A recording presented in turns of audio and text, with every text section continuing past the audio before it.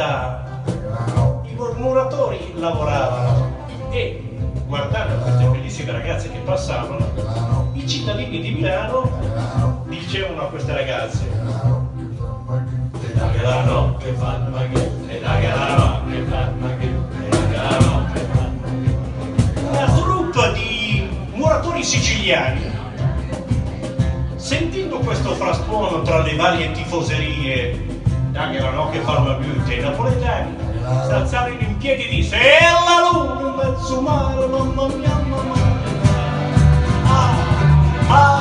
mia. La notte fa il maghetto, la notte fa il maghetto, mamma mia, mamma tattari, mamma mia, pensaci dunque, ma che la notte fa il maghetto, la notte fa il maghetto. Se da un muratore, isso viene a cazzola in mano,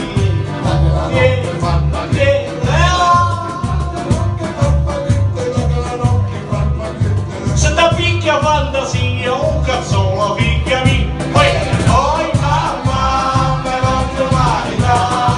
Oi mamma, me voglio marità. Oi mamma, me voglio marità. Se da picchia fantasia, un cazzola picchiami.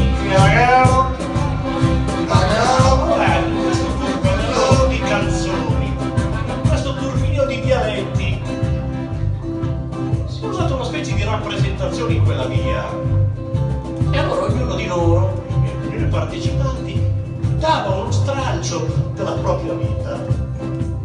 E una ragazzina si avvicina a questi operai che avevano cantato e dice: sai che sono piccina, ce l'ho come la mamma, io c'ho la barca vera, io c'ho la barca vera. Sai che sono piccina, ce l'ho come la mamma, io c'ho la barca vera. Non sono rimanita, e la gara, il fratello più piccolo fa da parte la sorella e dice: sai che sono piccino, ce l'ho come il papà, c'ho un palo telegrafico, c'ho un palo telegrafico. Se lei che sono piccino, ce l'ho come il papà, c'ho un palo telegrafico. Tanti vita e da che la notte. Signorina gentile e graziosa, me lo l'è capito. Me la non credono, ve lo rendo. Che ne saluto, pirla sul barro.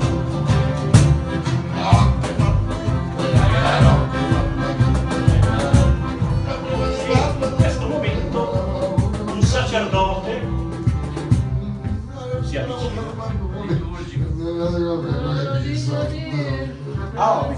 Dopo il sacerdote, prima del sacerdote,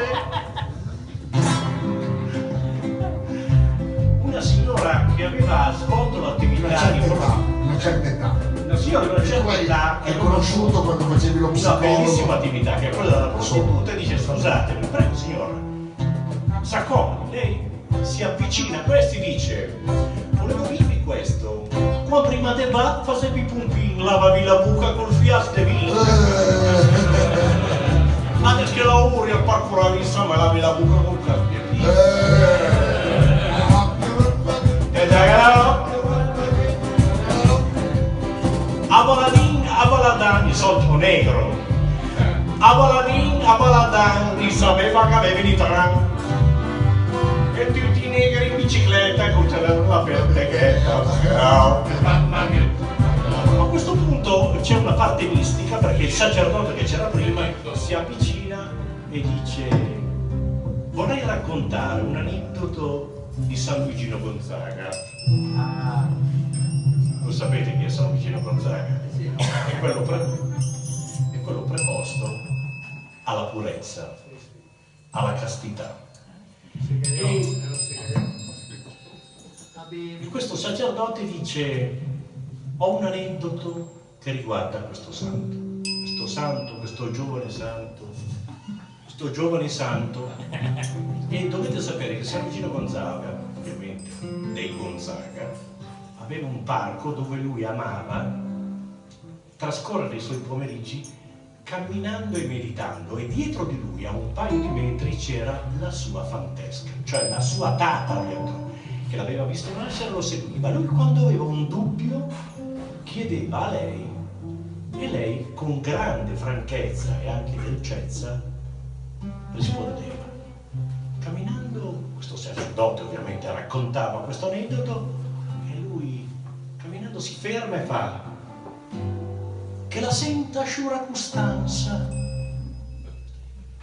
la varia mai credu, che esiste poca distanza tra la figa e il business.